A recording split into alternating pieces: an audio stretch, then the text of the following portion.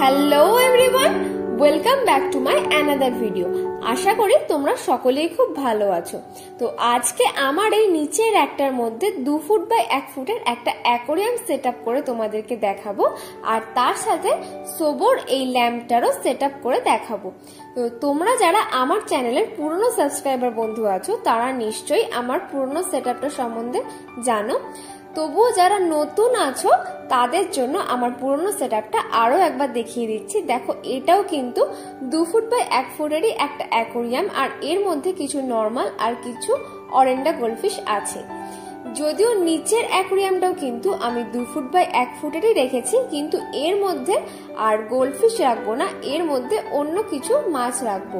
যদিও তোমরা অনেকেই অনেক কিছু সাজেস্ট করেছো যে এর মধ্যে কি কি মাছ রাখা যায়। তো চলো শুরু করা যাক। আর সেদিন অ্যাকোরিয়ামের দোকান থেকে আমি কি কি কিনেছিলাম সেই সব কিছু নিয়ে এই ভিডিওতে আমি ডিটেল তোমাদেরকে বলে দেবো। তো যেহেতু আমার নিচের একটা পুরোটা একটানা নয়, যেহেতু গ্যাপ গ্যাপ আছে, তাই নিচের বেসটাকে একটু শক্তপোক্ত করার জন্য একটা 2 ফুট বাই 1 ফুটেরই মাপ করে প্লাইউড কেটে নিয়ে চলে এসেছি। আর এই প্লাইটার দাম নিয়েছে ওই 50 টাকা মতো। তো এই প্লাইটাকে এখন ওই র্যাকটার ওপর মাঝ বরাবর বসিয়ে দেবো।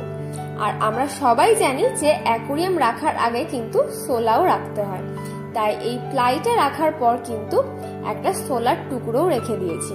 আর এই সোলাটাকে কিন্তু 2 ফুট বাই 1 ফুট আমি কেটে নিয়েছি। তো এটাকে এখন এই প্লাইউডের ওপর মাঝ বরাবর করে বসিয়ে দেবো, যাতে অ্যাকোরিয়ামটার নিচের কাঁচটা কোনোভাবেই না ক্র্যাক ধরে যায়।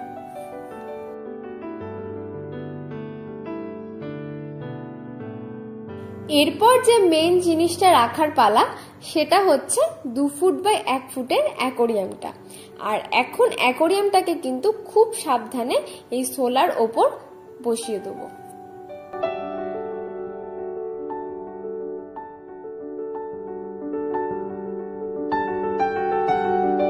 এখন অ্যাড করব ব্ল্যাক স্যান্ড।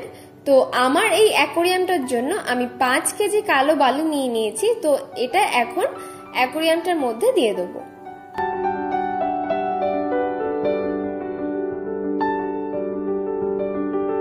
কালো বালিটা পুরোটা দিয়ে দেওয়ার পর এবার বালিটাকে চারিদিক দিয়ে ছড়িয়ে সমান করে দেবো।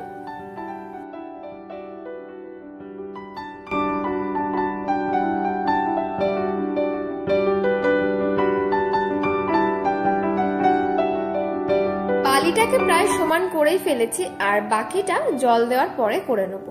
তো আরো একটা যেটা কিনেছিলাম সেটা হচ্ছে একটা এয়ার পাম্প।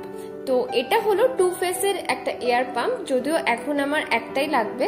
তো একটার সাথে একটা পাইপ আমি লাগিয়ে নিয়েছি, আর অন্য দিকটা আমি ডবল স্পঞ্জ ফিল্টারের সাথে লাগিয়ে নেব। তো তোমরা তো অনেকেই অনেক রকম মাছ রাখার জন্য সাজেস্ট করেছিলে। কেউ কেউ বলেছিলে প্যারট, উইডো, তারপর অ্যাঞ্জেল বলেছিলে। যেহেতু আমি ঠিক করেছি যে অ্যাঞ্জেলই রাখবো, তাই এরকম একটা 2 স্পঞ্জের ফিল্টার আমি সিলেক্ট করেছি। যদিও এটা আমি নতুন কিনিনি, এটা আমার কাছে আগের থেকেই ছিল। তো আর একটা পাইপের সাইড এই ফিল্টারের সাথে অ্যাটাচ করে নেব, আর ফিল্টারটাকে অ্যাকোরিয়ামের মধ্যে সেট করে নেব।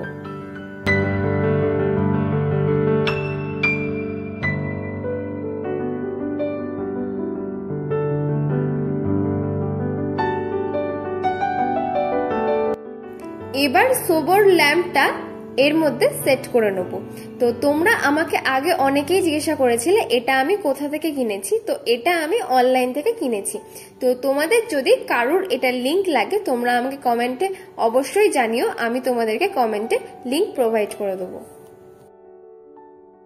লাইটটা আনবক্স করে নিয়েছি, এবার কাছ থেকে দেখিয়ে দিই। দেখো লাইটটা দেখতে কতটা সুন্দর, আর আলোর জোরটাও কিন্তু অনেকটাই বেশি। আর আমার আগের সেটআপটাতেও কিন্তু এই লাইটটাই আমি লাগিয়েছি। তো এর মধ্যে তারের সাথে দেখো একটা অফ অন করারও সুইচ দিয়েছে।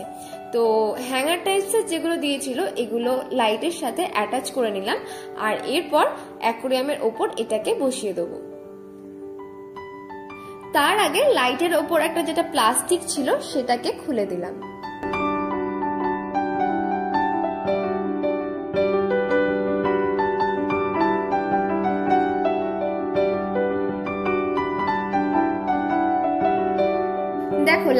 কিন্তু সেট করা হয়ে গেছে, আর এরপর অ্যাকোয়ারিয়ামটা কিন্তু জল ভর্তি করার জন্য দিয়ে দেবো।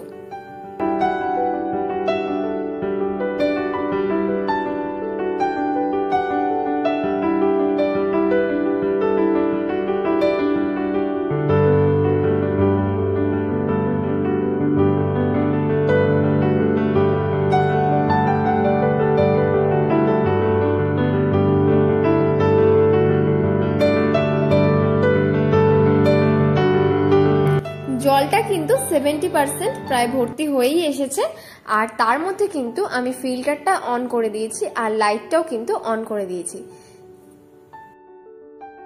অ্যাকোয়ারিয়ামের জলটা দেখো প্রায় কানা অবধি কিন্তু ভর্তি হয়েই গেছে, আর এখন এর মধ্যে দিয়ে দেবো কিছু অ্যাকোয়ারিয়াম সল্ট। অ্যাকোয়ারিয়াম সল্ট ছাড়াও এর মধ্যে দিয়ে দিচ্ছি রিডলের অ্যান্টিক্লোরিন, আর অ্যান্টিক্লোরিনটা 8 থেকে 10 ফোঁটা মতো দিয়ে দিচ্ছি। মোটামুটি 70% সেটআপ কিন্তু আমি করেই ফেলেছি।